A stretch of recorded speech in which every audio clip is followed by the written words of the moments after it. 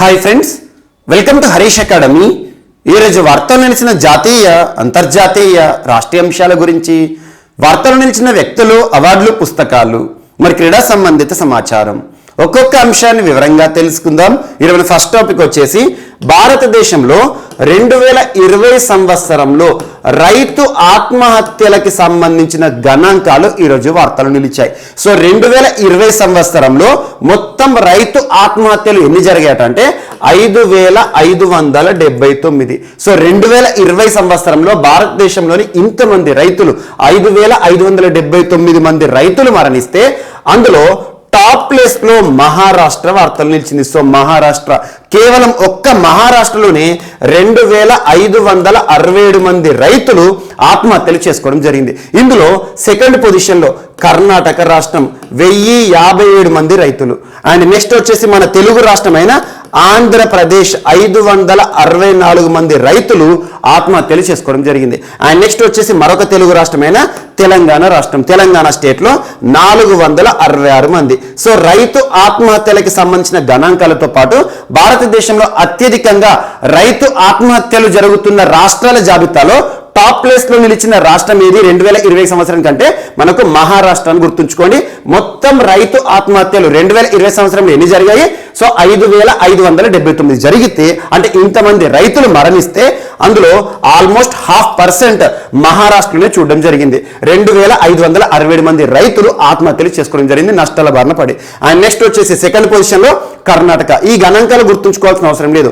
రైతు ఆత్మహత్యల విషయంలో అత్యధికంగా సంభవిస్తున్న రాష్ట్రాల జాబితాలో so top place, second place, third position and fourth position. So ఈ గణాంకాలు గుర్తుంచుకోండి వీలైతే.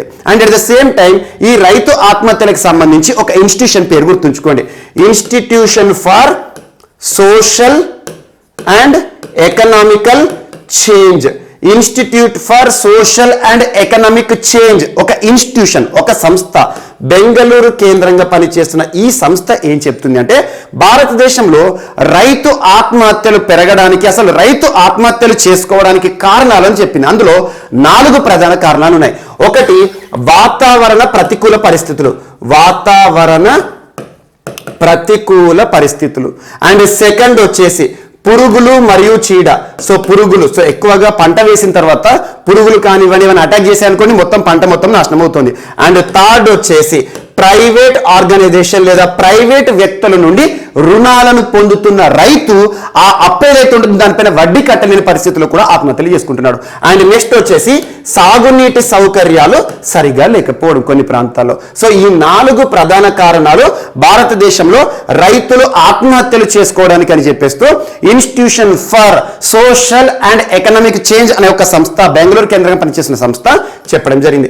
వాతావరణ ప్రతికూల పరిస్థితులు అంటే ఏంటంటే మనం మంచి వాతావరణం ఉంటే మంచి పంట మనకు దిగుబడి జరుగుతుంది. సో మంచి పంట రావాలంటే వాతావరణం కావాలి. అలాంటి వాతావరణం అనుకోకుండా పంట కోత సమయంలో వర్షం పడింది అనుకోండి, పంట పండే సమయంలో వర్షం పడితే అద్భుతం, కానీ పంట కోసే సమయం, చేతికొచ్చే సమయం, హార్వెస్టింగ్ టైంలో వర్షం పడ్డదనుకోండి మొత్తం సర్వనాశనం అవుతుంది. అలాంటి పరిస్థితిలో రైతులు ఆత్మహత్య చేసుకుంటున్నారు. And at the same time పురుగులు, పెస్ట్ ఏవైతే ఉంటాయో, పురుగులు, చీడ ఇవన్నీ కూడా పంటలపైన అటాక్ అనుకోండి మనకు రావాల్సిన దిగుబడి ఏదైతే ఉంటుందో, ఉత్పత్తి ఏదైతే ఉందో దాన్ని మొత్తం కూడా పురుగులు తినేయడం జరుగుతుంది. And at the same time private organization లేదా ప్రైవేట్ పర్సన్స్ అధిక మొత్తంలో వడ్డీతో కూడిన అప్పులని ఇస్తారు అన్నట్టు వీళ్ళు. అలా అధిక మొత్తంలో రైతులు వడ్డీ తీసుకున్న తర్వాత, అప్పు తీసుకున్న తర్వాత ఆ అప్పు పైన అసలు కట్టడమే ప్రమాదం అంటే దానిపైన వడ్డీ కూడా విపరీతంగా ఉండడం, అలా తిరిగి చెల్లించని పరిస్థితిలో ఆత్మహత్య చేసుకుంటున్నారు. అండ్ ఫైనల్ సాగునీటి సౌకర్యాలు. సో పంట పండాలంటే వాటర్ ఫెసిలిటీ కావాలి. సో అలా వాటర్ ఫెసిలిటీ కాకుండా వాటర్ స్కేర్స్ పరిస్థితులు ఉన్నాయనుకోండి రైతు ఖచ్చితంగా ఆత్మహత్య చేసుకుంటారు. ఇలాంటి 4 కారణాలను ఇక్కడ చెప్పవచ్చు. ఎవరు చెప్పారు? ఆ ఇన్స్టిట్యూషన్ పేరు గుర్తుంచుకోండి. అండ్ భారతదేశంలో రైతు ఆత్మహత్యలకు సంబంధించి అత్యధికంగా ఏ రాష్ట్రంలో జరుగుతున్నాయంటే మనకు మహారాష్ట్రాన్ని గుర్తుంచుకోండి. So National Crime Records Bureau ఆధారంగా కూడా ఇవే గణాంకాలు ఉన్నాయి.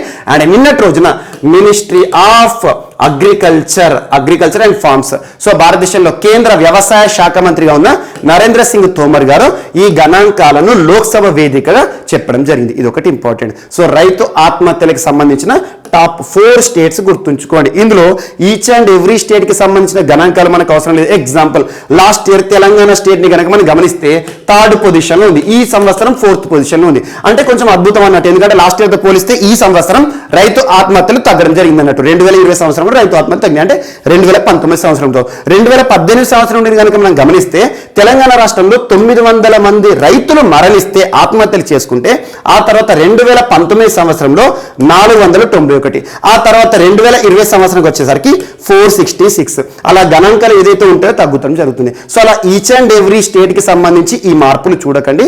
జస్ట్ రైతు ఆత్మహత్యలకు సంబంధించి ఈ గణాంకాలు ఏవైతే ఉంటాయో, ర్యాంకింగ్స్ ఏవైతే ఉంటాయో వాటిని మాత్రం గుర్తుంచుకోండి.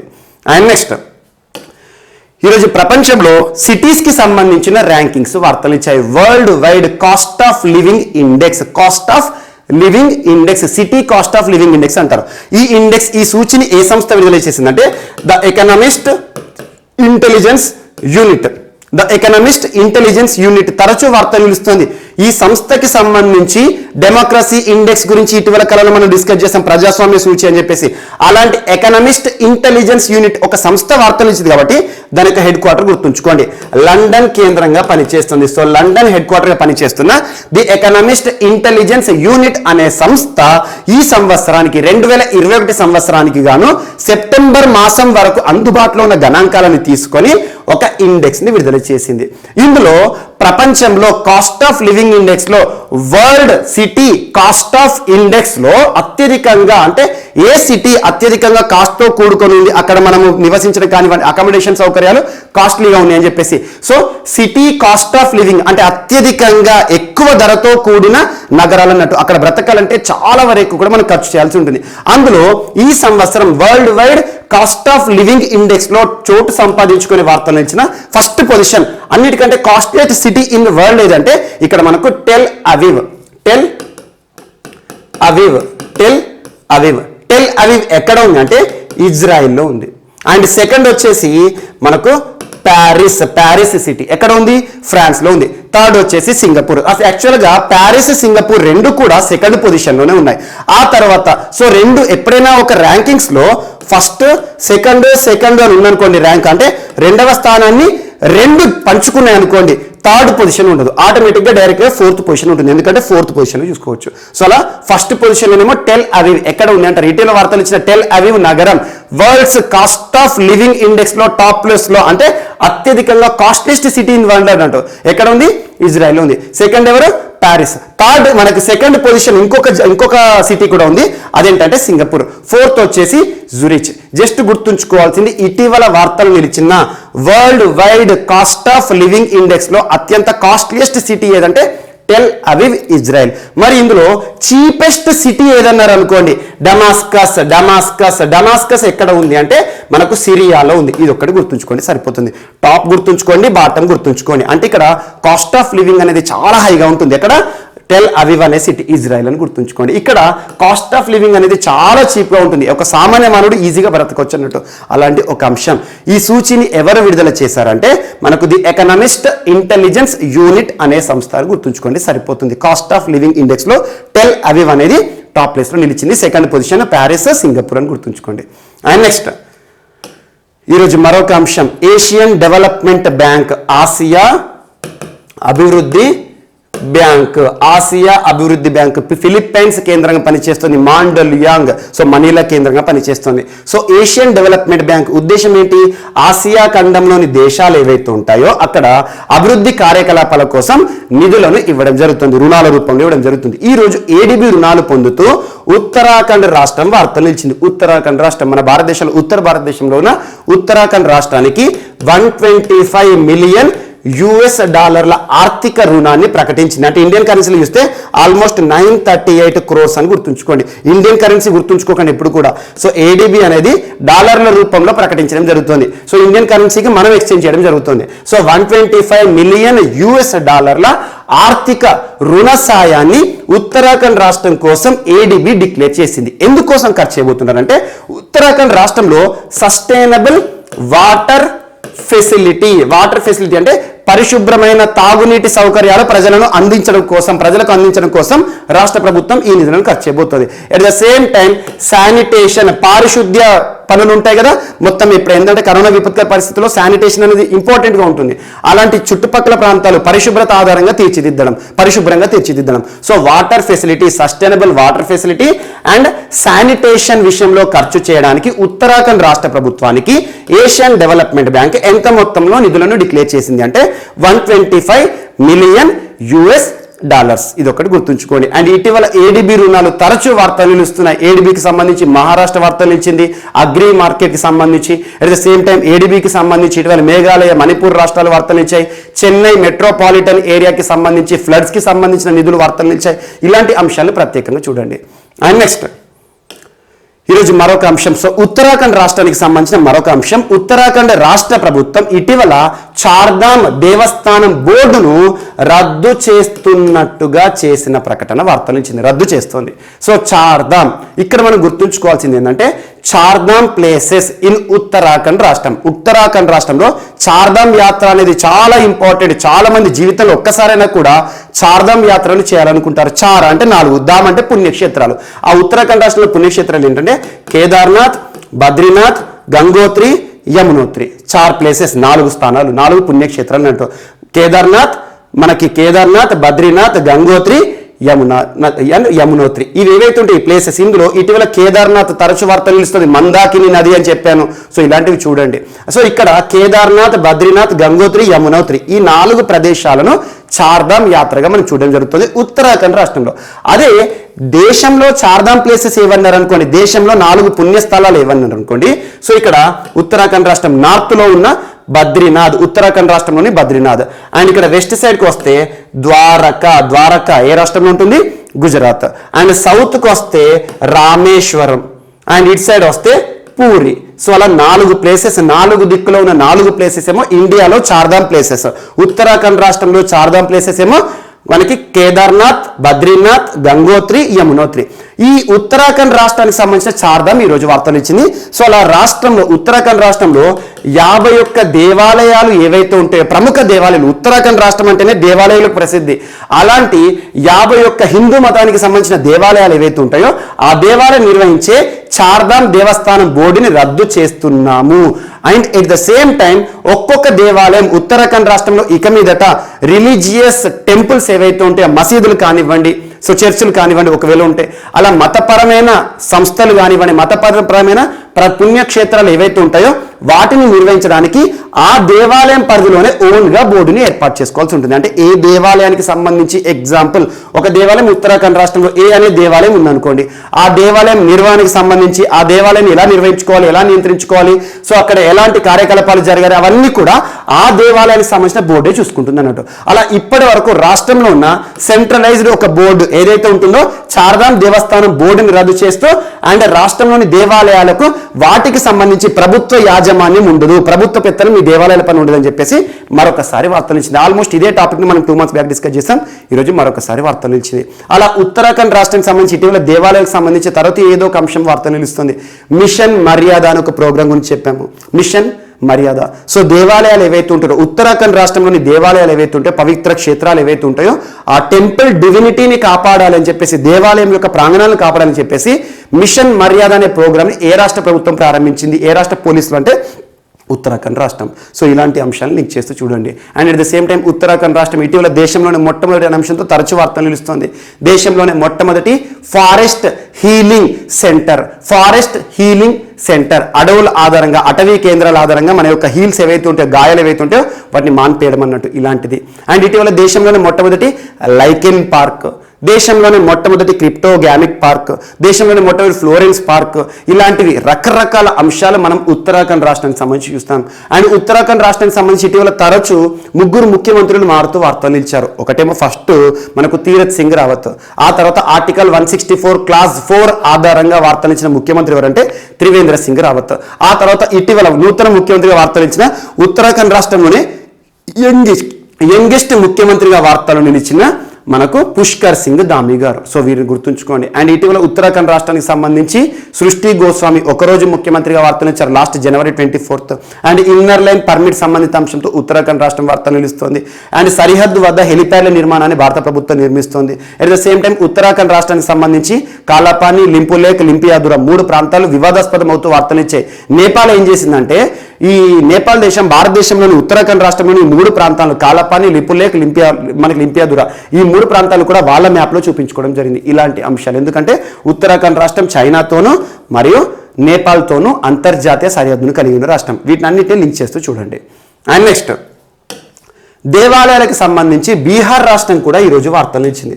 సో బీహార్ రాష్ట్రంలో ఒక ఉద్యమమే జరుగుతోంది, ఒక వివాదంగా మిగిలిపోయింది. అదేంటంటే ఇటీవల బీహార్ రాష్ట్ర ప్రభుత్వం ప్రస్తుతం బీహార్లో సంకీర్ణ ప్రభుత్వం ఉంది. మనకు Janata Dal and at the same time బీజేపీకి సంబంధించి నితీష్ కుమార్ గారు ముఖ్యమంత్రిగా ఉన్నారు జనతాదళ్కి సంబంధించి. సో ఇక్కడ బీహార్ రాష్ట్ర ప్రభుత్వం ఏం చెప్తుంది అంటే రాష్ట్రంలో దేవాలయాలు ఏవైతే ఉంటాయో వాటన్నిటినీ కూడా ప్రభుత్వం వద్ద రిజిస్టర్ చేసుకోవాలంట, అంటే నమోదు చేయాలి. ఒక చిన్న దేవాలయం ఎగ్జాంపుల్ ఒక పర్సన్ ఉన్నాడు, తన ఇంటి ప్రాంగణం చుట్టుపక్కల పరిసర ప్రాంతాల్లో కొంతమంది చాలా మంది ప్రైవేట్ వ్యక్తులు కూడా దేవాలయం నిర్మిస్తూ ఉంటారు. అలా ప్రైవేట్ వ్యక్తులు నిర్మించిన దేవాలయం ఒక చిన్న దేవాలయం అయినా కూడా భక్తులు వస్తున్నారు అనుకోండి, దానిని కూడా ప్రభుత్వం వద్ద రిజిస్ట్రేషన్ చేయాలి. అండ్ రిజిస్ట్రేషన్ చేయడం ద్వారా ఏం జరుగుతుంది అంటే ప్రతి ఏటా కూడా ఈ దేవాలయాలకు సంబంధించి ట్యాక్స్ని పన్నులు కూడా చెల్లించాలి. 4% ట్యాక్స్ని కూడా వసూలు చేస్తాం. అలా దేవాలయాల పైన పన్నులు వసూలు చేయాలి. దేవాలయాలన్నింటినీ కూడా ప్రభుత్వం వద్ద రిజిస్ట్రేషన్ చేయాలి. మన ఇంటి పరిసర ప్రాంగణంలో మనం నిర్మించే దేవాలయాలు కూడా అని చెప్తూ ఒక వివాదాస్పద అంశంతో వార్తలు ఇచ్చిన రాష్ట్రం ఏదంటే బీహార్ అని గుర్తుంచుకోండి. సో బీహార్ రాష్ట్ర ప్రభుత్వం దేవాలయాలకు సంబంధించి రిజిస్ట్రేషన్ మరియు పన్ను సంబంధిత అంశం ఈ విషయాలు తీసుకున్న నిర్ణయం అనేది రాష్ట్రంలో చాలా వివాదంగా మారుతుంది. ఇది ఒకటి ఇంపార్టెంట్. అండ్ ఇటీవల కాలంలో బీహార్ రాష్ట్రం తరచూ వార్తలు నిలుస్తుంది. మనకు భారతదేశంలో మొట్టమొదటి national dolphin research centre Bihar రాష్ట్రం. అండ్ భారతదేశంలోని మొట్టమొదటిసారి ఇథనాల్ పాలసీని విడుదల చేసిన రాష్ట్రం బీహార్ రాష్ట్రం. ఇథనాల్ పాలసీ దేశంలోని మొట్టమొదటి రాష్ట్రం అంటే బీహార్ రాష్ట్రం. అండ్ భారతదేశంలోని మొట్టమొదటి రాష్ట్రంగా బీహార్ రాష్ట్రాన్ని చూసాం.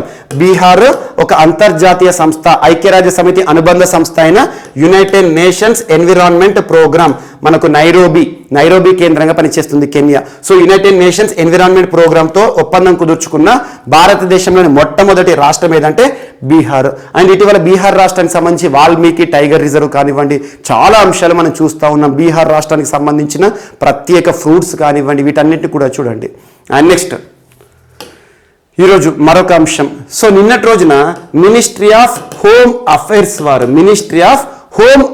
వారు విడుదల చేసిన కొన్ని గణాంకాలు వార్తలు ఇచ్చాయి. Ministry of home affairs and ministry of external affairs వారు కూడా. So ministry of home affairs మనకు అమిత్ షా గారు ఏం చెప్పారంటే గడిచిన 5 సంవత్సరాల్లో దాదాపు భారతదేశం నుండి 6 లక్షల మంది పౌరసత్వాన్ని వదులుకోవడం జరిగిందట. Renunciation of Indian citizenship.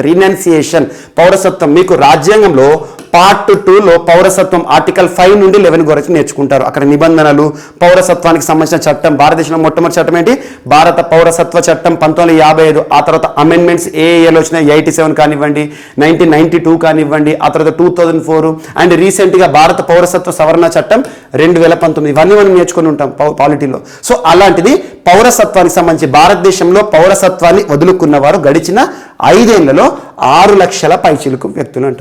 ఇక్కడ కొన్ని గణాంకాలు విడుదల చేశారు. 2017 సంవత్సరంలో భారతదేశంలో మన భారతీయులు ఎంతమంది పౌరసత్వాన్ని వదులుకున్నారంటే 1,33,049 మంది. అండ్ 2018 సంవత్సరంలో 1,34,561 మంది. అండ్ నెక్స్ట్ వచ్చేసి 2019లో 1,44,017 మంది. అండ్ 2020లో యాక్చువల్గా కరోనా రీజన్స్ అని చెప్పుకోవచ్చు 85,248. And 2021 as on September month వరకు 30th సెప్టెంబర్ వరకు 1,11,287 మంది భారతదేశం యొక్క పౌరసత్వాన్ని భారతీయుడిగా తన పౌరసత్వాన్ని వదులుకున్నారు. పౌరసత్వాన్ని ఎందుకు వదులుకుంటారంటే వాళ్ళకి విదేశాల్లో గనక PR permanent residence green card వచ్చింది అనుకోండి, విదేశీ పౌరసత్వం పొందితే ఆటోమేటిక్గా మన భారతదేశంలోని పౌరసత్వం రద్దవుతుంది. మనం అప్లై చేయాల్సి ఉంటుంది, లేకపోతే ఆటోమేటిక్గా రద్దవుతుంది. సో అలా భారతదేశంలో ఏక పౌరసత్వం అనే నిబంధన ఉంది. బ్రిటన్ రాజ్యాంగంలో మనం తీసుకున్నాం. ఎందుకంటే మన భారతీయుడు ఎప్పటికైనా కూడా ఒకే పౌరసత్వాన్ని కలిగి ఉండాలి. ఒకవేళ విదేశీ పౌరసత్వం పొందారనుకోండి ఆటోమేటిక్గా ఇండియన్ సిటిజన్షిప్ పోతుంది. ఇది ఒకటి ఇంపార్టెంట్. అలా భారతదేశంలో గడిచిన 5 సంవత్సరాల్లో 6 లక్షల మంది పౌరసత్వాన్ని కోల్పోవడం జరిగింది. ఇది ఒకటి important. And at the same time so గడిచిన మన ప్రస్తుతం భారతదేశంలో ఎంతమంది విదేశాల్లో స్థిరపడ్డారట అంటే 1,33,83,718 మంది. జస్ట్ 1.33 crores అని గుర్తుంచుకోండి. 1,33,00,000 మంది భారతీయులు విదేశాల్లో ప్రస్తుతం ఉన్నారంట. ఇది ఒకటి ఇంపార్టెంట్. అండ్ గడిచిన మన లాస్ట్ ఒక 1-2 years నుండి భారతదేశంలో పౌరసత్వాన్ని నమోదు చేసుకునే వారి సంఖ్య కూడా పెరుగుతుందని చెప్పేసి మినిస్ట్రీ ఆఫ్ హోమ్ అఫైర్స్ వారు, ఎందుకంటే పౌరసత్వానికి సంబంధించి అనౌన్స్ చేసే మినిస్ట్రీ మనకి హోం మంత్రిత్వ శాఖ. ఇది ఒకటి ఇంపార్టెంట్. అండ్ భారతదేశానికి సంబంధించి ఇటీవల పౌరసత్వ చట్టం ఏదైతే ఉంటుందో, నూతన పౌరసత్వ సవరణ చట్టం, ఆ వివాదం కానివ్వండి, ఆ మతాలకు సంబంధించి కానివ్వండి, ఎవరిని ఎక్స్క్లూడ్ చేశారు, ఇవన్నీ కూడా మీరు అనాలిసిస్ ఓరియంటేషన్గా చదవండి.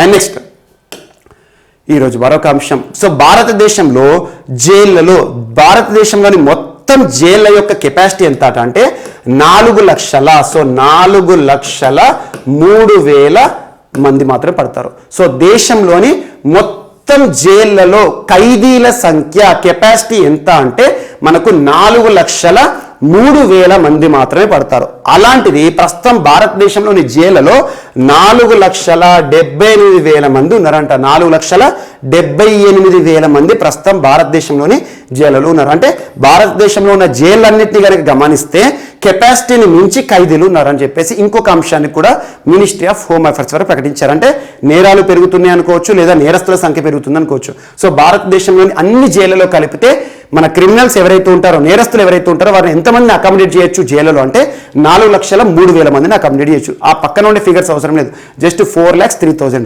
కానీ ప్రస్తుతం భారతదేశంలో ఎంతమంది ఖైదీలు ఉన్నారంట?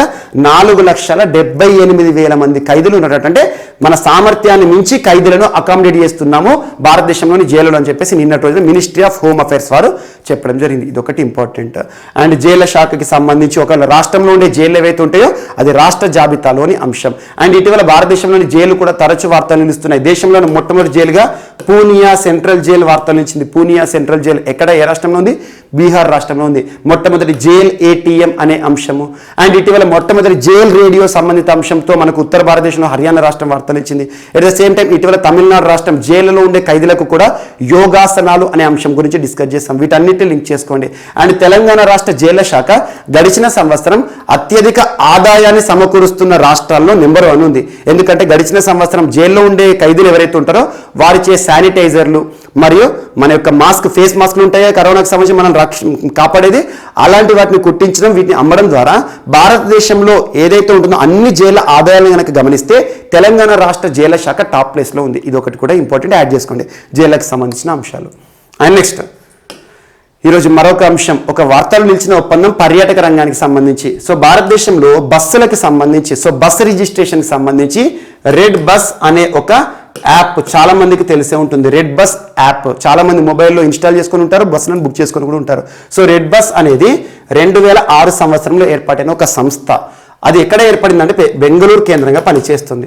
సో రెడ్ బస్ సంస్థ భారతదేశంలో బస్సుల రిజిస్ట్రేషన్, మనం బస్సులకి సంబంధించి బుకింగ్ చేస్తాం కదా, బస్సుల కోసం బుక్ చేయడానికి వాడే ఒక యాప్ ఆ సంస్థకి సంబంధించింది.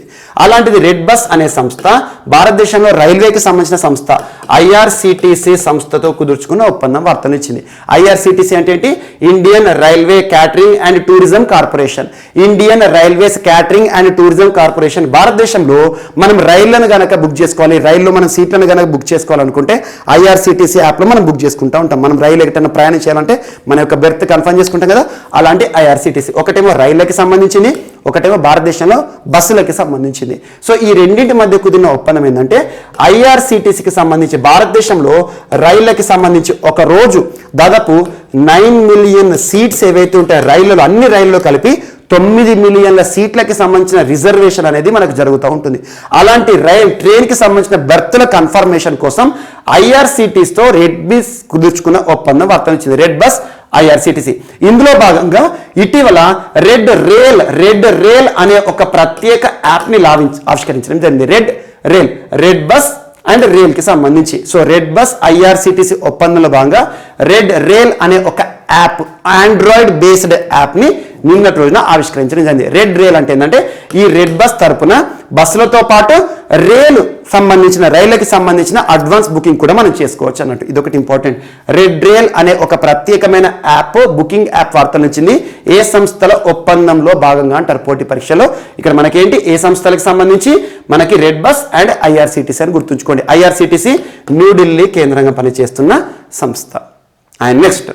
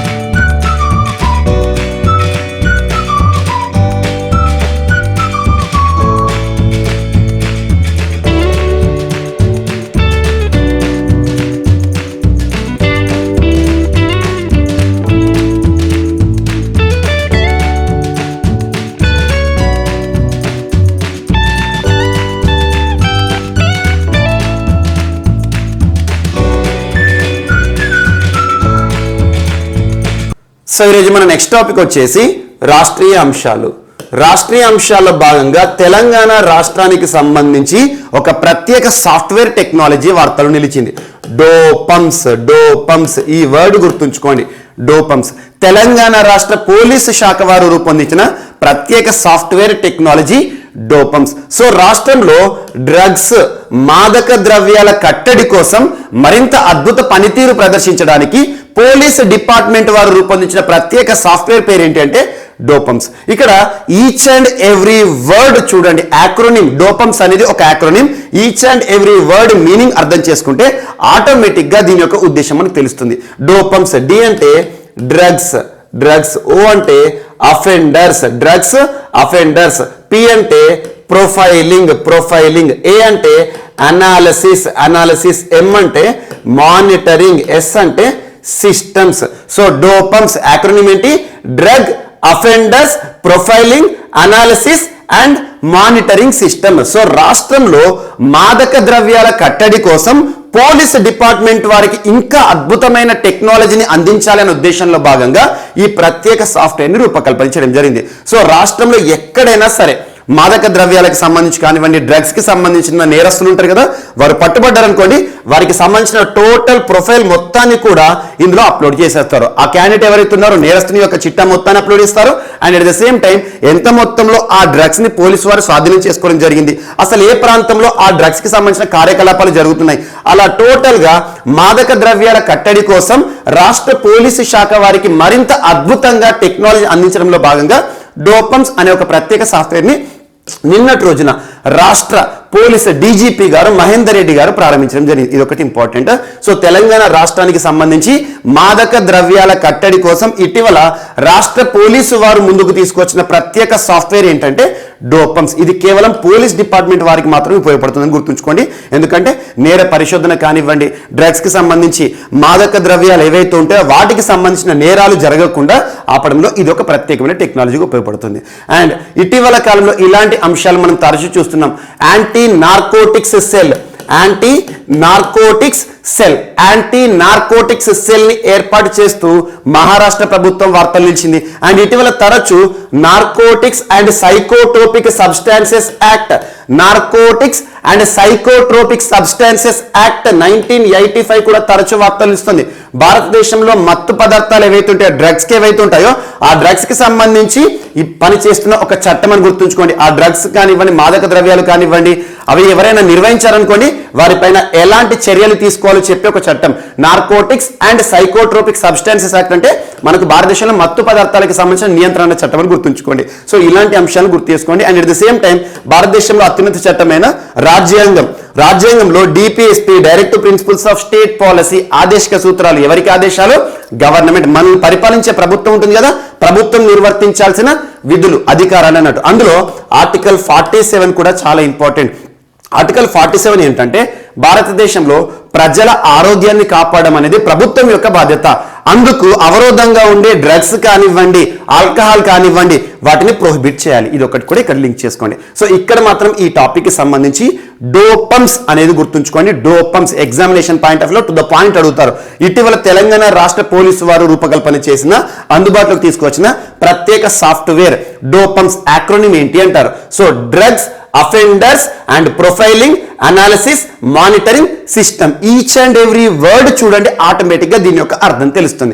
Narcotics and psychotropic substances act ఏదైతే ఉంటుందో మరింత అద్భుతంగా అమలు చేయడంలో భాగంగా రాష్ట్ర పోలీస్ డిపార్ట్మెంట్ తీసుకొచ్చారు. సో రాష్ట్రంలోని ప్రతి పోలీస్ స్టేషన్ పరిధిలో కూడా ఈ యాప్ లేదా సాఫ్ట్వేర్ ని అందుబాటులోకి తీసుకురావడం జరిగింది. ఎక్కడైనా సరే సో డ్రగ్స్ కి సంబంధించి మారక ద్రవ్యాలు నిర్వహిస్తూ ఎవరైనా నేరస్తులు పట్టుబడ్డారు అనుకోండి, వారికి సంబంధించిన కంప్లీట్ చిట్టా కూడా ఇందులోకి అప్లోడ్ చేయడం జరుగుతుంది. ఫ్యూచర్ లో కూడా ఈ అప్లోడ్ చేయబడిన ప్రొఫైల్ ఏదైతే ఉంటుందో, డేటా ఏదైతే ఉంటుందో మరిన్ని కేసులను అద్భుతంగా పరిష్కరించడానికి ఉపయోగపడుతుందని చెప్పేసి పోలీస్ శాఖ భావిస్తోంది. ఇది ఒకటి ఇంపార్టెంట్. అండ్ ఇటీవల తెలంగాణ రాష్ట్రం తరచూ వార్తలు నిలుస్తుంది. సో తెలంగాణ రాష్ట్రానికి సంబంధించి ఇటీవల ట్రైటాన్ సంస్థ పెట్టుబడులకు సంబంధించి వార్తలు నిలిచింది. అండ్ దేశంలోని మొట్టమొదటి రాష్ట్రంగా డ్రోన్లను ఉపయోగించి మెడిసిన్ అండ్ వ్యాక్సిన్ సంబంధించి వికారాబాద్ వార్తలు నిలిచింది. సో మెడిసిన్ ఫ్రమ్ స్కై అని ఒక అంశం చెప్పాను, వ్యాక్సిన్ ఫ్రమ్ స్కై అని చెప్పేసి. అండ్ ఇటీవల ఆర్టిఫిషియల్ ఇంటెలిజెన్స్ కి ప్రాధాన్యత ఇస్తున్న తెలంగాణ రాష్ట్రంలో రెవప్ అనే ఒక ప్రత్యేక అంశాన్ని మనం డిస్కస్ చేయడం జరిగింది. ఇలాంటి అంశాలన్నింటినీ కూడా లింక్ చేస్తూ చదవండి. అండ్ నెక్స్ట్ ఈరోజు మన నెక్స్ట్ టాపిక్ వచ్చేసి వార్తల్లో వ్యక్తులు. సో వార్తల్లో వ్యక్తుల విషయానికి వస్తే ఫస్ట్ క్రీడలకి సంబంధించిన ఒక లెజెండ్ వార్తలు ఇచ్చాడు. క్రీడా దిగ్గజం, ప్రముఖ ఫుట్బాల్ దిగ్గజం అని గుర్తుంచుకోండి, లియోనల్ మెస్సీ గారి గురించి తరచూ మనం డిస్కస్ చేస్తున్నాం. లియోనల్ మెస్సీ అనగానే ఏ జట్టు గుర్తుకు రావాలి? ఏ జాతీయ జట్టు, ఏ దేశం గుర్తుకు రావాలి? అర్జెంటీనా. సౌత్ అమెరికా ఖండంలోని ఒక దేశం. సౌత్ అమెరికా అంటేనే మెంట్ ఫర్ ఫుట్బాల్ అంటేనే మనం సౌత్ అమెరికా ఖండాన్ని అబ్జర్వ్ చేస్తే సరిపోతుంది. బ్రెజిల్ కానివ్వండి, పెరు కానివ్వండి, ఉరుగ్వే కానివ్వండి, పరాగ్వే కానివ్వండి, అర్జెంటీనా కానివ్వండి, ఇవన్నీ కూడా లెజెండ్ జట్లు. అలాంటి అర్జెంటీనాకి సంబంధించి ఒకప్పటి దిగ్గజం డిగో మారడోనాకి వారసుడిగా పేరు తెచ్చుకున్న లియోనల్ మెస్సీ అంతకు మించి అద్భుతమైన పర్ఫార్మెన్స్ ఇస్తున్నారు. సో లియోనల్ మెస్సీ ప్రస్తుతం అర్జెంటీనాకి సంబంధించిన ఒక దిగ్గజ ఆటగాడు. ఇటీవలే కోపా అమెరికా గెలుపొందడంలో కీలక పాత్ర పోషించాడు. తన కెరీర్ లో మొట్టమొదటి ఒక గ్రాండ్ ఈవెంట్ గెలుపొందడని చెప్పొచ్చు. కోపా అమెరికా అని చెప్పాను. కోపా అమెరికా అంటే సౌత్ అమెరికాకి సంబంధించిన ఫుట్బాల్ నిర్వహణ అని చెప్పాను. అలాంటి లియోనల్ మెస్సీ 2021 సంవత్సరానికి గును మనకు బ్యాలన్ డి ఓర్, ఇది గుర్తుంచుకోండి, Ballon d'Or examination point to the point ఏమడుతారంటే బ్యాలన్ డి ఓర్ అవార్డ్స్, పురస్కారాలు ఏ క్రీడకి సంబంధించినవి అంటారు. సో ఫుట్బాల్ క్రీడకి సంబంధించి అంతర్జాతీయ పురస్కారం అని గుర్తుంచుకోండి. 1956 లో సో ఫ్రాన్స్ ఫుట్బాల్ అనే ఒక సంస్థ, ఫ్రాన్స్ ఫుట్బాల్ లేదా ఫ్రెంచ్ ఫుట్బాల్ అనే ఒక సంస్థ ప్రారంభించిన బ్యాలన్ డి ఓర్ పురస్కారాలు ఏవైతే ఉంటాయో తన హిస్టరీలో, లియోనల్ మెస్సీ హిస్టరీలో 7th టైం గెలుపొందడం జరిగింది. అత్యధిక సార్లు ఇలాంటి ఒక పురస్కారాన్ని గెలుపొందిన ఒక వ్యక్తిగా నిలిచాడు. సో ఇతనికి సంబంధించి 2009, 10, 11, 12, 15, 19 అండ్ 2021 7 సార్లు తన కెరీర్లో 7 టైమ్స్ బ్యాలన్ డి ఓర్ అంటే ఏంటంటే ప్రపంచ ఫుట్బాల్లో అత్యుత్తమ ఆటగాడు అన్నట్టు, the best player in football కి సంబంధించిన ఒక పురస్కారము మెన్స్ కి సంబంధించిన కేటగిరీలో తను గెలుపొందడం జరిగింది. ఇక్కడ విమెన్ కి సంబంధించి so best women footballer of the year గా 2021 సంబంధించి బ్యాలన్ డి ఓర్ పురస్కారాన్ని, అవార్డుని గెలుపొందిన వారు ఎవరు అంటే అలెక్సియా పుటెల్లా, పర్సన్ పేరు గుర్తుంచుకోండి, అలెక్సియా పుటెల్లా, స్పెయిన్ కి సంబంధించిన క్రీడాకారిణి. మరియు the best football team of the year Ballon d'Or పురస్కారాన్ని గెలుపొంది వార్తలు ఇచ్చిన జట్టు ఏదంటే చెల్సీ ఫుట్బాల్ జట్టు. ఇవన్నీ గుర్తుంచుకోండి సరిపోతుంది. బట్ లియోనల్ మెస్సీ మాత్రం గుర్తుంచుకోండి, తనకు సంబంధించి ఎగ్జామినేషన్ పాయింట్ ఆఫ్ లో ఏ జాతీయ జట్టులో సభ్యుడు, ఇటీవల తను గెలుపొందిన మెయిన్ ఈవెంట్ ఏంటి, కోపా అమెరికా కప్ అన్నాను, Brazil versus Argentina final match అద్భుతంగా జరిగింది, దాని గురించి మనం మాట్లాడాం. అలా ఫుట్బాల్ కి సంబంధించి కోపా అమెరికా కావచ్చు, అండ్ ఇటీవల యూరో కప్ ఇటలీ గెలుపొంది వార్తలు ఇచ్చింది, కాంకాకఫ్ కప్ అమెరికాకి సంబంధించి వార్తలు ఇచ్చింది. ఇలాంటివన్నీ కూడా ఒక చార్ట్ రూపంలో ప్రిపేర్ అవ్వండి. బ్యాలన్ డి ఓర్ అనేది ఫుట్బాల్ కి సంబంధించి ద బెస్ట్ ఫుట్బాల్ ప్లేయర్ ని గుర్తిస్తూ ఇచ్చే ఒక పురస్కారం అని గుర్తుంచుకోండి. అండ్ నెక్స్ట్ ఈరోజు క్రీడలకి సంబంధించి జోహన్నా కొంటా వార్తలు నిలిచారు. జోహన్నా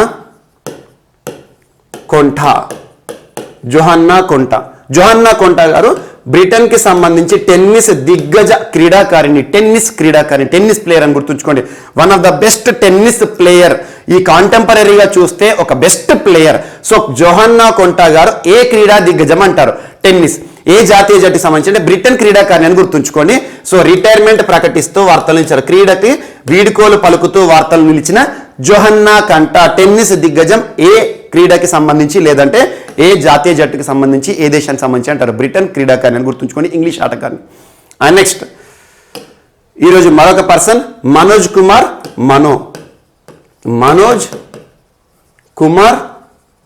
మనో పర్సన్ పేరు గుర్తుంచుకోండి. మనోజ్ కుమార్ మనో గారు ఈరోజు ఒక సంస్థకి హెడ్గా కమాండెంట్గా నియమితులవుతూ వార్తలు ఇచ్చారు. ఒక సంస్థకి సంబంధించి చీఫ్ లేదా హెడ్ అధిపతిగా. ఏ సంస్థ అంటే నేషనల్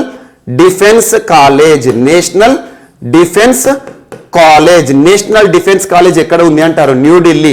సో న్యూఢిల్లీలో ఉన్న భారతదేశంలో జాతీయ రక్షణ కాలేజీ నేషనల్ డిఫెన్స్ కాలేజీకి ఇటీవల నూతన హెడ్గా, నూతన అధిపతిగా, నూతన కమాండెంట్గా నియమితులవుతూ వార్తలు ఇచ్చిన పర్సన్ పేరు ఏంటంటే మనోజ్ కుమార్ మనో గారు. లుధియానాకి సంబంధించిన పర్సన్ 1984 ఇయర్లో రక్షణ రంగంలో తన సేవలను ప్రారంభించిన ఒక సీనియర్ ఆర్మీకి సంబంధించిన అధికారి. నేషనల్ డిఫెన్స్ కాలేజీకి సంబంధించి ఈరోజు నూతన అధిపతి హెడ్గా నియమితులవుతూ వార్తలు ఇచ్చారు. జస్ట్ గుర్తుంచుకోండి సరిపోతుంది. సో ఇటీవల కాలంలో నియామకం ద్వారా వార్తలు ఇచ్చిన పర్సన్స్ ఎవరైతే ఉంటారో రక్షణ రంగానికి సంబంధించి ఆర్ హరికుమార్ గారు, ఇటీవల కరంబీర్ సింగ్ గారి స్థానంలో నూతన నౌకాదళ అధిపతిగా నియమితులవుతూ వార్తలు ఇచ్చారు. బాధ్యతలు స్వీకరించడం జరిగింది గడిచిన నవంబర్ 30వ తేదీ మధ్యాహ్నం రోజున. ఇలాంటి పర్సన్స్ పేర్లను ఖచ్చితంగా గుర్తుంచుకోండి. ఇక్కడ మాత్రం మనోజ్ కుమార్ మనో గారు head of national defence college, జాతీయ కళాశాల ఏదైతే ఉంటుందో దానికి నూతన అధిపతి అని గుర్తుంచుకోండి. అండ్ నెక్స్ట్ అజయ్ భూషణ్ పాండే గారు. అజయ్ భూషణ్ పాండే పర్సన్ పేరు గుర్తుంచుకోండి. ఫైనాన్స్ సెక్రటరీ, ఆర్థిక శాఖల్లో తనకంటూ ప్రత్యేక గుర్తింపు పొందిన ఆర్థిక రంగ నిపుణులు అజయ్ భూషణ్ పాండే గారి ఆధ్వర్యంలో ముగ్గురు సభ్యుల కమిటీని ఇటీవల భారత ప్రభుత్వం నియమించింది. భారత ప్రభుత్వానికి సంబంధించి మీరు గుర్తుంచుకోవాల్సిన మంత్రిత్వ శాఖ ఏంటంటే ministry of social justice and empowerment, కేంద్ర సామాజిక న్యాయ సాధికారత మంత్రిత్వ శాఖ. ప్రస్తుతం ఎవరు కన్సర్న్ మంత్రిగా విధులు నిర్వర్తిస్తున్నారు? వీరేంద్ర కుమార్ గారు. భారతదేశంలో కొన్ని ప్రత్యేక వర్గాలు, ముఖ్యంగా దివ్యాంగులు కావచ్చు, లేదంటే ట్రాన్స్జెండర్లు కావచ్చు, వృద్ధులు కావచ్చు, అలా స్పెషల్ కేటగిరీ ఎవరైతే ఉంటారో పర్సన్స్ సంబంధించి పథకాలకు సంబంధించి మనం తరచూ ఈ మంత్రిత్వ శాఖ గురించి డిస్కస్ చేస్తున్నాం. భారతదేశంలో ఆర్టికల్ 41కి సంబంధించి ఈ మంత్రిత్వ శాఖ చాలాసార్లు వార్తలు ఇచ్చింది. సో అలాంటి ministry of social justice and empowerment వారు భారతదేశంలో ప్రస్తుతం అమలవుతున్న ఈడబ్ల్యూఎస్ కేటగిరీ ఏదైతే ఉంటుందో రిజర్వేషన్లకు సంబంధించి ఎకనామికల్లీ వీకర్ సెక్షన్స్ ఏదైతే ఉంటుందో భారతదేశంలో ఈడబ్ల్యూఎస్ రిజర్వేషన్లకు సంబంధించిన అమెండ్మెంట్ ఏంటి? 103rd అమెండ్మెంట్, 103వ రాజ్యాంగ సవరణ చట్టం 2019 సంవత్సరం. సో 2019 సంవత్సరంలో పార్లమెంట్ రూపకల్పన చేసిన ఒక ప్రత్యేకమైన రిజర్వేషన్లు ఈడబ్ల్యూఎస్ 103rd కాన్స్టిట్యూషనల్ అమెండ్మెంట్ రాజ్యాంగాన్ని 103 సార్లు సవరించారన్నట్టు. అందులో భాగంగా 10% రిజర్వేషన్స్ కల్పించడం జరిగింది. ఎవరికి? సో ప్రతి వర్గం ఏదైతే ఉంటుందో ఒక్కొక్క వర్గంలో ఆర్థికంగా వెనుకబడిన వారు ఉంటారు కదా, అలా ఆర్థికంగా వెనుకబడిన వారు ఎవరైతే ఉంటారో ప్రతి మతానికి సంబంధించి 10% రిజర్వేషన్స్ కల్పించడం జరిగింది. అగ్రకులాల్లో 10% రిజర్వేషన్. సో అగ్రకులాల్లో ఆర్థికంగా వెనుకబడిన వారి కోసము కల్పించే రిజర్వేషన్లు. ఇలాంటి రిజర్వేషన్ సంబంధించి ఇటీవల నీట్ ఎంబీబీఎస్ సంబంధించి ఎంట్రన్స్ ఎగ్జామ్ ఉంటుంది కదా, సో నీట్ రిజర్వేషన్ల విషయంలో సుప్రీంకోర్టు ఆదేశాల మేరకు ministry of social justice and empowerment మంత్రిత్వ శాఖ మరి ఈడబ్ల్యూఎస్ రిజర్వేషన్ సంబంధించి ఈ 10% రిజర్వేషన్ సంబంధించి అసలు క్రైటీరియా ఏ రకంగా పరిగణించాలి, అసలు ఎలాంటి అంశాలు పరిగణలోకి తీసుకోవాలి, ఎలాంటి రిజర్వేషన్ మనం ప్రొవైడ్ చేయాలి, అలా ఈడబ్ల్యూఎస్ కి సంబంధించిన రిజర్వేషన్లపై ఇటీవల భారత ప్రభుత్వం అధ్యయనం కోసం వేసిన 3 సభ్యుల కమిటీకి హెడ్ ఎవరు అంటారు? అజయ్ భూషణ్ పాండే, ఫైనాన్స్ సెక్రటరీ అన్నాను, ఆర్థిక రంగ నిపుణుడు అన్నాను. ఇక్కడ ఎకనామికల్లీ వీకర్ సెక్షన్స్ అంటే ఆర్థిక పరమైన అనుభవం ఉన్న వ్యక్తి కావాలి కదా. సో అలా అజయ్ భూషణ్ పాండే గారు ఈడబ్ల్యూఎస్ రిజర్వేషన్ల విషయంలో క్రైటీరియాస్ పైన అబ్జర్వ్ చేయడానికి, అధ్యయనం చేయడానికి భారత ప్రభుత్వం నియమించిన కమిటీ 3 సభ్యుల కమిటీకి అధిపతి అని గుర్తుంచుకోండి. ఆ కమిటీ హెడ్ అని గుర్తుంచుకోండి సరిపోతుంది. అండ్ నెక్స్ట్ ఈరోజు వార్తలు ఇచ్చిన భూపేష్ బఘేల్ గారు ఇటీవల తరచు వార్తలు ఇస్తున్నారు. భూపేష్ బఘేల్ గారు ఏ రాష్ట్ర ముఖ్యమంత్రి అంటే so chief minister of Chhattisgarh రాష్ట్రంలో ప్రస్తుతం కాంగ్రెస్ అధికారంలో ఉంది. సో ఛత్తీస్గఢ్ రాష్ట్ర ముఖ్యమంత్రి భూపేష్ బఘేల్ గారు ఇటీవల మహాత్మా జ్యోతిబా పూలే సమతా అవార్డ్ మహాత్మా జ్యోతిబా పూలే సమతా పురస్కార గ్రహీత 2021 సంవత్సరానికి గాను వార్తలు ఇచ్చారు. అంటే 2021 సంవత్సరానికి సంబంధించి ప్రతి సంవత్సరం ఇచ్చే ఒక పురస్కారం. యాక్చువల్గా మహాత్మా జ్యోతిబా పూలే భారతదేశంలో అద్భుతమైన సంస్కరణ ఉద్యమకారుడు అని చెప్పుకోవచ్చు. అలా భారతదేశంలో వెనుకబడిన వర్గాల కోసం కానివ్వండి, అణగారిన వర్గాల కోసం కానివ్వండి, జీవితాంతం కూడా అలుపెరుగని పోరాటాలు చేసిన ఒక యోధుడు. మహాత్మా జ్యోతిబా పూలే గారి జన్మదినం సందర్భంగా ప్రతి ఏటా కూడా సమతా అవార్డుని ప్రకటించడం జరుగుతుంది. మహాత్మా జ్యోతిబా పూలే మెమోరియల్ ట్రస్ట్ వారు. అలా మహారాష్ట్ర పూణే కేంద్రంగా పనిచేస్తున్న మహాత్మా జ్యోతిబా పూలే గారి ఒక సంస్థ మెమోరియల్ ట్రస్ట్ వారు ఈ సంవత్సరానికి 2021 సంవత్సరానికి అతని పేరు మీద మహాత్మా పూలే గారి పేరు మీద ప్రతి ఏటా ఇచ్చే ఒక పురస్కారం సమతా అవార్డుకి ఈ సంవత్సరం ఛత్తీస్గఢ్ రాష్ట్ర ముఖ్యమంత్రి భూపేష్ బఘేల్ గారిని ఎన్నిక చేయడం జరిగింది. సో తనకి ఆ పురస్కారాన్ని ఇవ్వడం జరిగింది. సో మనకి ఏదైతే సమతా పురస్కారం ఏదైతే ఉంటుందో మనకి ఛత్తీస్గఢ్ రాష్ట్ర ముఖ్యమంత్రి భూపేష్ బఘేల్ గారు స్వీకరించడం జరిగిందని గుర్తుంచుకోండి. అండ్ ఇటీవల ఛత్తీస్గఢ్ రాష్ట్రం తరచూ వార్తలు నిలుస్తుంది. ఈ పర్సన్ ఇంపార్టెంట్ భూపేష్ బఘేల్ గారు. ఇటీవల రాష్ట్రంలో దీపావళి పర్వదినం తర్వాత గోవర్ధన పూజ జరిగింది. గోవర్ధన పూజ సందర్భంగా కొరడా దెబ్బలు తిన్న ముఖ్యమంత్రిగా వార్తలు ఇచ్చారు. అక్కడ వాళ్ళ సంస్కృతిలో భాగం కొరడా దెబ్బలు తినాలి గోవర్ధన పూజ అని. అండ్ ఇటీవల గోదాన్ న్యాయ యోజన ఆవు పేడకు విపరీతమైన డిమాండ్ కల్పిస్తున్న రాష్ట్రం ఛత్తీస్గఢ్ రాష్ట్రం ముఖ్యమంత్రి. అండ్ ఇటీవల రాజీవ్ గాంధీ కిసాన్ న్యాయ యోజన ఛత్తీస్గఢ్ రాష్ట్రానికి సంబంధించి ఎక్కువగా పథకాలకు కాంగ్రెస్ ప్రముఖుల పేర్లే ఉంటాయి. కారణం ఏంటంటే అక్కడ కాంగ్రెస్ ప్రభుత్వం ఉంది. భూపేష్ బఘేల్ గారు నక్సల్ ప్రభావిత రాష్ట్రం అని కూడా చెప్పుకోవచ్చు. ఇటీవల చాలాసార్లు వార్తలు నిలుస్తున్న రాష్ట్రం, నక్సల్కి సంబంధించి దాడులు జరుగుతున్న రాష్ట్రం. అండ్ నెక్స్ట్ ఈరోజు వార్తలు ఇచ్చిన మరొక పర్సన్ ప్రవీణ్ రావు గారు. సో ప్రవీణ్ రావు గారు ప్రస్తుతం ఒక యూనివర్సిటీకి సంబంధించి వైస్ ఛాన్సలర్గా ఉపకులపతిగా విధులు నిర్వర్తిస్తున్నారు. ఏ university? Professor Jayashankar agriculture university. Professor Jayashankar Telangana state agriculture university ఏదైతే ఉంటుందో ఆ యూనివర్సిటీ ప్రస్తుత వైస్ ఛాన్సలర్ ప్రవీణ్ రావు గారు. ఈ సంవత్సరం మరొకసారి వార్తలు ఇచ్చారు. యాక్చువల్గా 2017-2019 సంవత్సరానికి గాను 2017 నుండి 19 అంటే 2 సంవత్సరాలకు గాను సో ఒక పురస్కార గ్రహీతగా వార్తలు ఇచ్చారు. ఎంఎస్ స్వామినాథన్ పురస్కార గ్రహీతగా 2017 నుండి 2019 సంవత్సరానికి గాను 2 సంవత్సరాలకు గాను వార్తలు ఇచ్చిన పర్సన్ ఈ రోజు వార్తలు ఇచ్చారు ప్రవీణ్ రావు గారు. ఇక్కడ ఎంఎస్ స్వామినాథన్ పురస్కారం అంటున్నాను. గ్రీన్ రెవల్యూషన్ కానివ్వండి ఒక పితామహుడిగా చూస్తాం. అలాంటి ఎంఎస్ స్వామినాథన్ గారి పేరిట 2004 సంవత్సరంలో ఇక్కడ గుర్తుంచుకోండి ఐకార్ సంస్థకి సంబంధించి రిటైర్డ్ ఐకార్ ఎంప్లాయీస్ అసోసియేషన్ ఈ సంస్థ పేరు గుర్తుంచుకోండి. రిటైర్డ్ అంటే పదవి విరమణ పొందిన రిటైర్డ్ ఐకార్ ఎంప్లాయీస్ అసోసియేషన్ మరియు నూజివీడు సీడ్స్ ఈ 2 సంస్థలు గుర్తుంచుకోండి.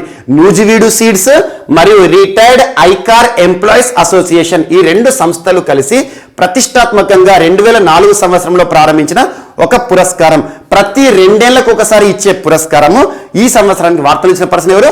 ప్రవీణ్ రావు గారు. 2017 సంవత్సరం నుండి 2019 మధ్య కాలానికి ముఖ్యంగా అగ్రికల్చర్ సెక్టార్లో అద్భుతమైన కృషి చేస్తున్నారు. అద్భుతమైన ఒక విశ్వవిద్యాలయం ఏదైతే ఉంటుందో దానిలో చాలా రిఫార్మ్స్ తీసుకొచ్చారని చెప్పేసి మన తెలంగాణకు సంబంధించిన యూనివర్సిటీ ప్రొఫెసర్ జయశంకర్ అగ్రికల్చర్ యూనివర్సిటీకి సంబంధించిన వీసీ ఈ సంవత్సరానికి ఎంఎస్ స్వామినాథన్ పురస్కార గ్రహీతగా వార్తలించడం గుర్తుంచుకోండి సరిపోతుంది.